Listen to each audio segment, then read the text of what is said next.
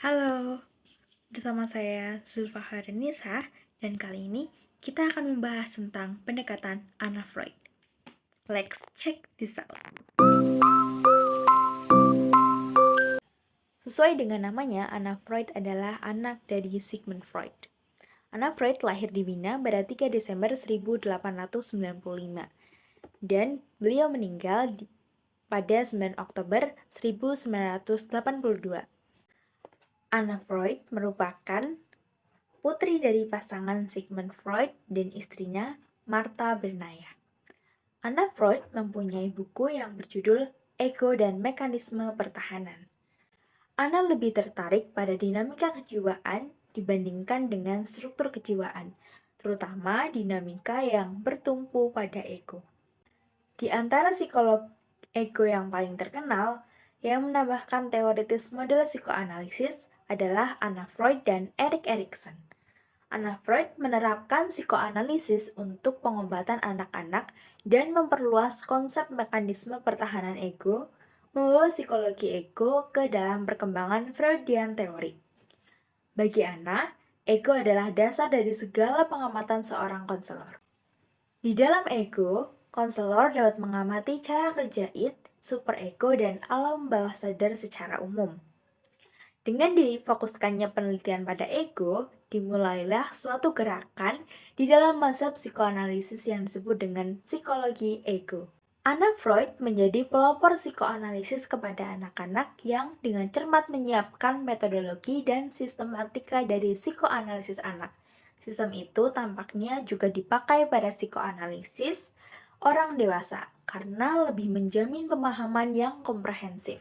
Anna Freud juga memberi peringatan kemungkinan analisis terhadap anak yang keterlaluan, yang justru membahayakan perkembangan anak itu sendiri.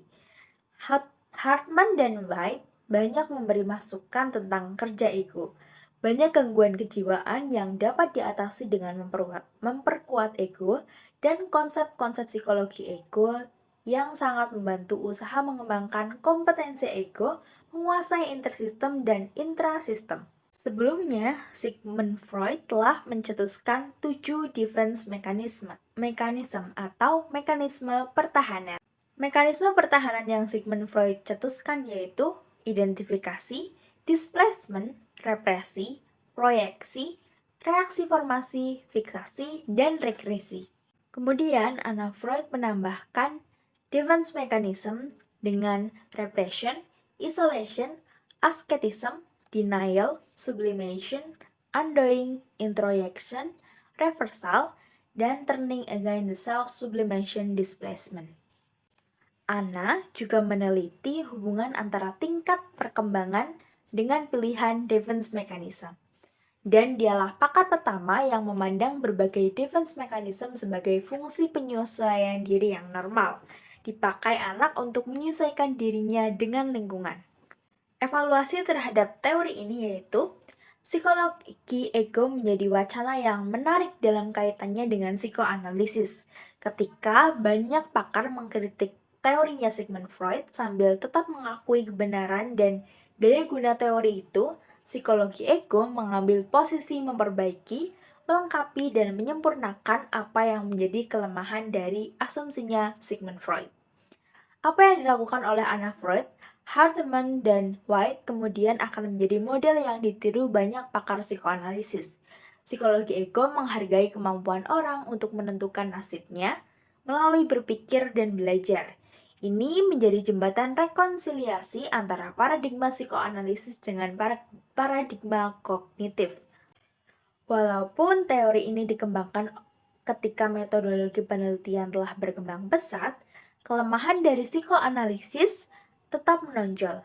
Banyak konsep-konsep yang tidak didukung oleh data yang objektif dan analisis yang subjektif menjadi alat utama untuk mengelaborasi konsep-konsep psikologi ego. Metodologi baru mendapat perhatian yang besar ketika teori itu diaplikasikan. Teknik inventarisasi, catatan organisasi, dan sistem diagnosis dan analisisnya distandarisir sehingga memungkinkan adanya replikasi.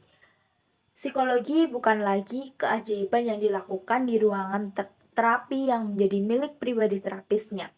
Namun, psikoterapi adalah teknik standar yang sistemnya harus diikuti terapis agar tidak terjadi malpraktik.